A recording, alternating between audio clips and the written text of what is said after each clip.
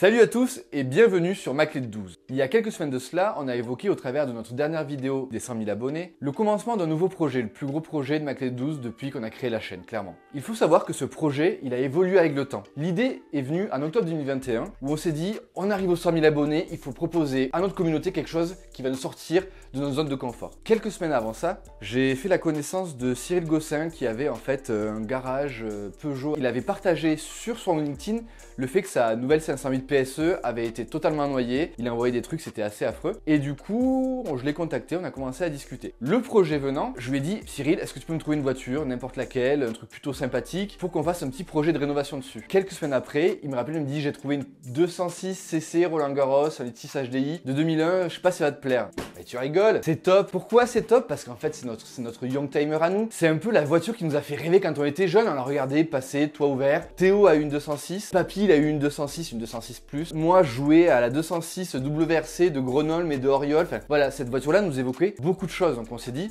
ben ouais, partons sur ce projet-là. Partons sur le projet 206. Le but du projet, je le rappelle, à la base, était de rénover le véhicule, que ce soit en termes de carrosserie, moteur, voilà. Essayer de faire du Ma Clé de 12, ce qu'on a appris pendant 5 ans, et le retranscrire sur un véhicule. Il s'avérait qu'en fait, vous allez le voir dans la vidéo qui va arriver, la 206cc est quand même en plutôt bon état, ce qui fait que le projet aurait manqué un peu de mordant. Vraiment, il y avait vraiment pas grand chose à faire à part des rotules, des biellettes et au pire des cas un peu de peinture. Quelques temps plus tard, on se retrouve à Époque Auto, où en fait là on rencontre une personne, un ami d'un ami d'une amie, enfin je vais pas vous faire toute l'histoire, mais en gros qui connaît Maxime Gabet. C'est un fou furieux de la mécanique, il fait des trucs incroyables sur n'importe quelle voiture, il vous passe d'un tromblon à une voiture de course. Nous on pense que c'est trop cool, que ça peut donner un nouvel élan au projet 206, voilà, préparer un HDI à 250, 300 chevaux, je sais pas, qu'importe. Ce qui fait qu'on va le voir et on lui dit, ben voilà Maxime, voilà, 206, t'en penses quoi? On voudrait la préparer, mettre un turbo plus gros, machin, et puis en fait il nous arrête, il dit n'est-ce pas? C'est non.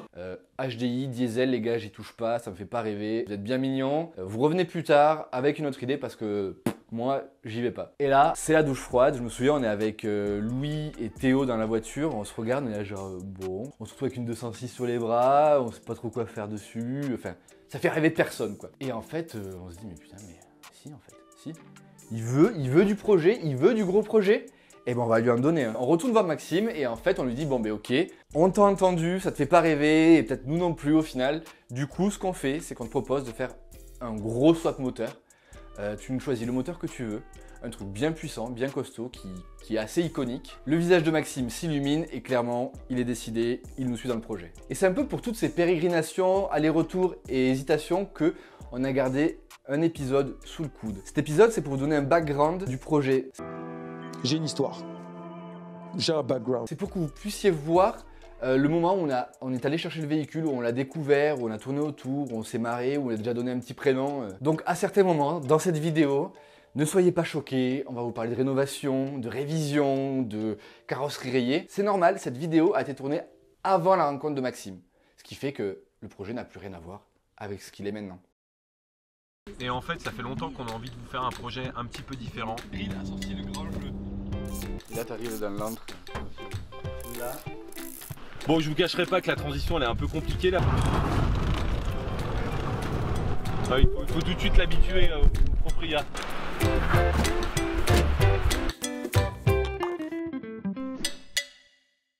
Non, aujourd'hui on est sur la route là de Nîmes, on va au sud de Nîmes très exactement. En fait, comme vous le savez, nous on est une chaîne de tutos, un tuto par jour en 5 langues, je le rappelle, n'oubliez pas de vous abonner. Et en fait, ça fait longtemps qu'on a envie de vous faire un projet un petit peu différent, bien sûr lié à la voiture, mais montrer autre chose, un petit projet de restauration et surtout peut-être en faire profiter, mais vraiment bien profiter, nos abonnés. Il se trouve que la semaine dernière, on a pris contact avec une personne qu'on suit sur YouTube. Donc cette personne s'appelle Cyril, c'est vraiment un super type. Un sacré gars, ouais. Avec qui on discutait depuis un moment. Il se trouve qu'il a une voiture qui nous intéressait, qui est somme toute modeste, mais très intéressante, vous le verrez. On vous la montrera plus tard. À la base, ce gars-là est carrossier.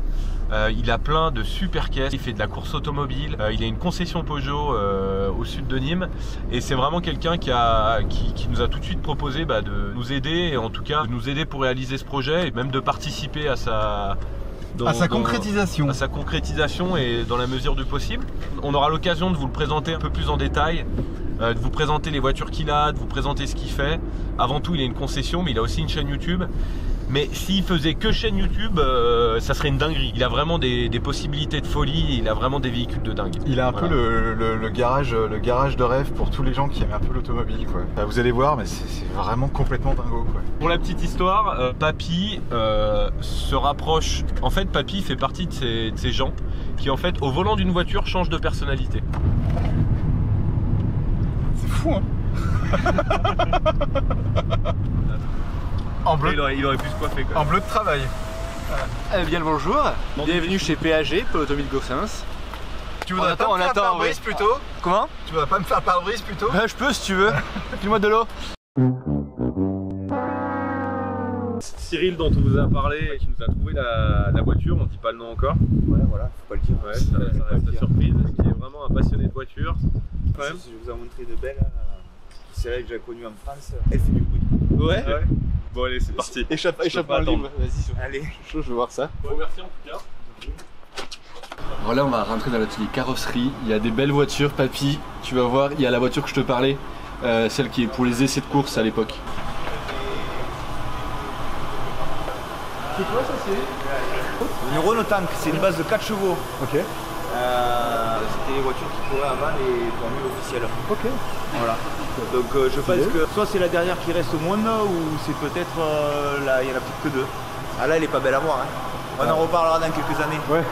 Et du coup, bon, t'as plein de super bagnoles, mais là, du coup, là pour aujourd'hui, tu nous as préparé un truc spécial ou... Ouais, en fait, là on est en train de finir de préparer Godzilla. Suite à sa casse moteur, il vient fait préparer à plus de 1000 chevaux. Encore un réglage, tout ça, 1000 chevaux. Ah, j'ai compris 2000, c'est déjà pas mal, hein. Ouais, non, mais... Donc là, elle a encore réglage, tout ça, donc là, on peut pas l'accélérer, mais rien que quand on la démarre, on va partir avec. Mais voilà, et là, nous, on l'a eu parce qu'en fait, il a voulu qu'on change son béquet. Mais c'est un monstre, voilà. Ok.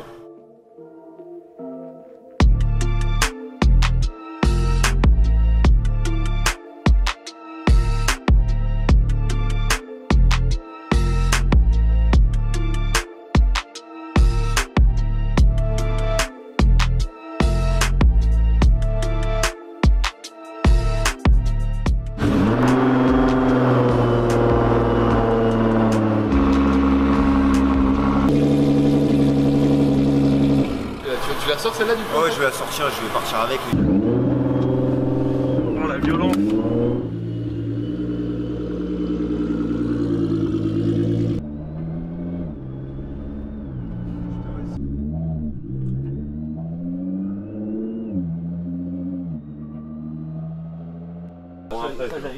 Et là t'arrives dans l'antre, attention. Là. Voilà pour les mecs qui aiment les jolies voitures, Papy, pas forcément de sport, mais les vieilles voitures style New Beetle, 2 chevaux. C'est un petit peu ce qu'il y a dedans. c'est du haut de gamme. C'est mieux qu'une 207. Enfin, non pas que la 207 elle est pas bien, mais c'est juste que bon, c'est...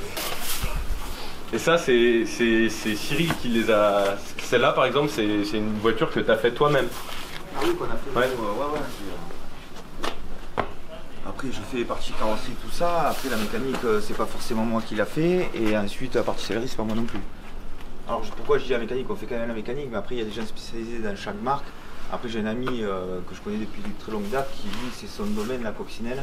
En fait, arrivé au Mans, il faut plus s'embêter, il faut donner aux gens vraiment spécialisés. On gagne du temps, on gagne de l'argent. Et c'est la fiabilité à 100%.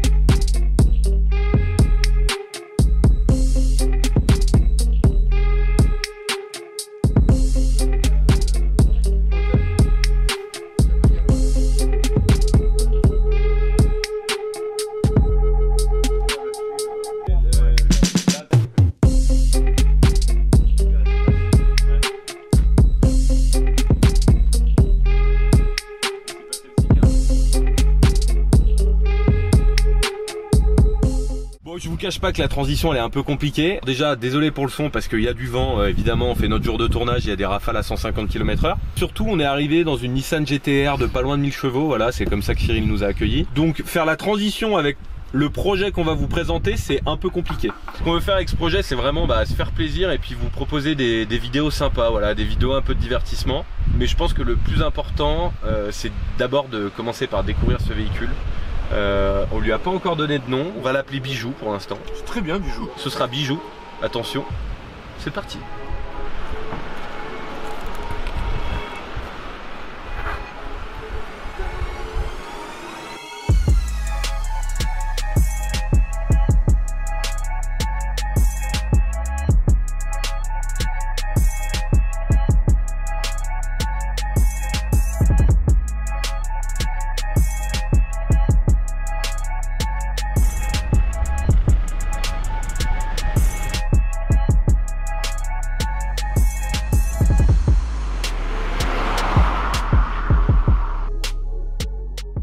Bon, là, globalement, la voiture, elle est pas en mauvais état, elle est plutôt jolie.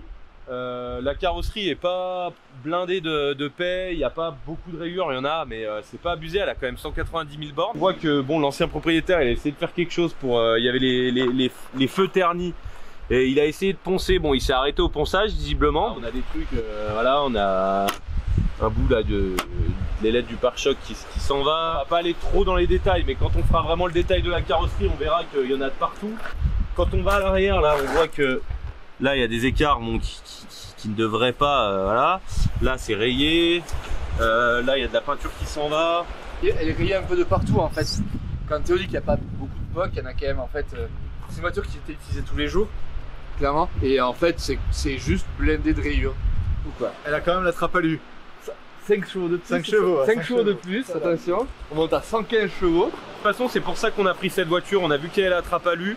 Tout de suite, ça cote beaucoup plus avec une trappe à lu. Et c'est plutôt 35 chevaux, je crois. C'est la repropre trappe à lu. Ça change tout au niveau des coefficients moteurs. Le calculateur, il est boosté, ça rentre dans le BIOS et ça vient faire des modifications de codage. C'est au niveau de l'injecteur de la vanne GR, non? Ouais.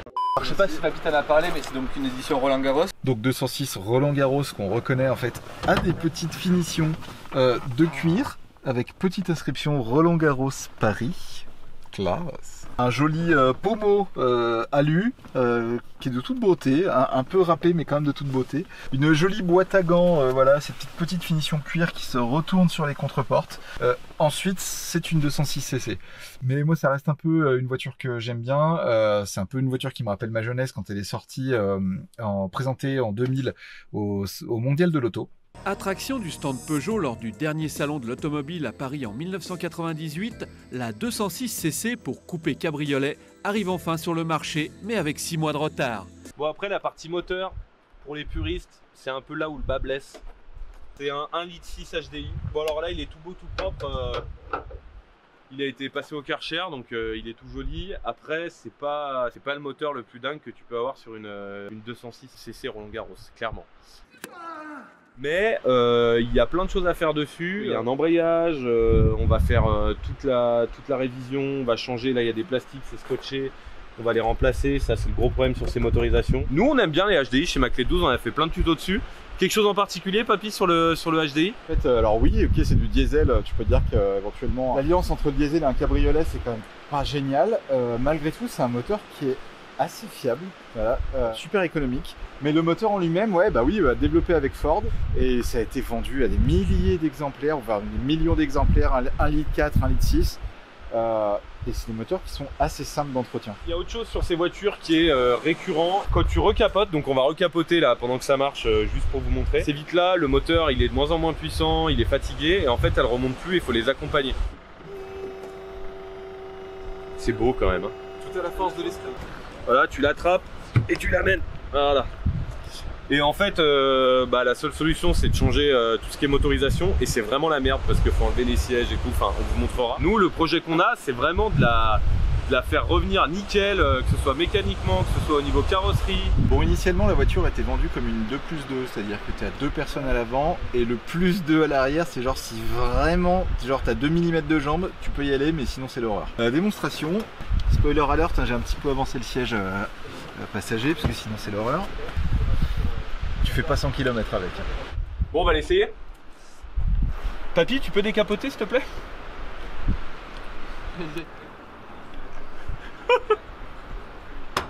T'es une merde.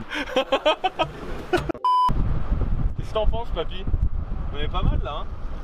Ouais. Il est content, papy. Il a 2 cm pour mettre ses jambes. Voilà. Content. Ça tient la route un peu. Hein. C'est pas si mal. 206, ça a toujours été bien. Ça. Honnêtement, les décapotables, j'ai toujours trouvé ça sympa. T'es en plein air, c'est cool. Après, la voiture en elle-même, moi j'adore les 206, donc c'est top. C'est vraiment des super bagnoles. Alors moi qui suis un peu grand, en fait, je pense que si on se retourne, j'ai la tête qui va râper le sol. Je vais avoir une calvitie là. On se posait la question si les arceaux à l'arrière, les 2 petits trucs là, s'ils ressortaient quand il y avait un accident, comme je sais plus quelle voiture avait ça. Tous les cabriolets. Hein. Tous les cabriolets? Ben oui. Donc tu penses que celui-là aussi? Ben oui. Ok. Bon, apparemment ça s'appelle un arceau de sécurité. Ok. Donc voilà. il ressort si jamais on se retourne. Oui. Ok. Bon, on sait pas trop si les capteurs sur cette voiture ils marchent là-dessus. Hein. Il faut tout de suite l'habituer au propriétaire.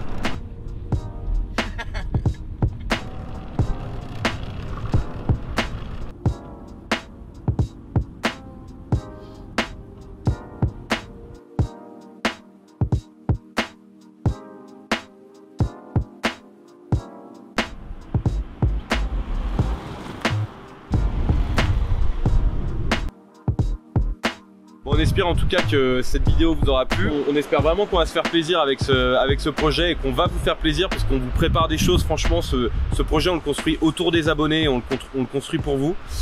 Si vous voulez suivre l'actualité de ce projet, n'hésitez pas à mettre un pouce bleu d'abord sur la vidéo et à vous abonner, c'est le plus important, avec la petite cloche. Et en parallèle du projet, on rajoutera aussi pas mal de contenu sur Instagram, mais on va vraiment essayer de nourrir un peu le truc pour voir un peu les dessous du projet. Et ce sera peut-être un peu rouillé.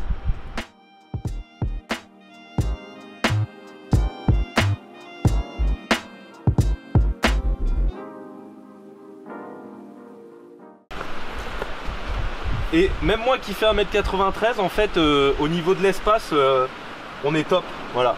Et ça, c'est une option qui est formidable. Voilà. Qui est assez intéressant.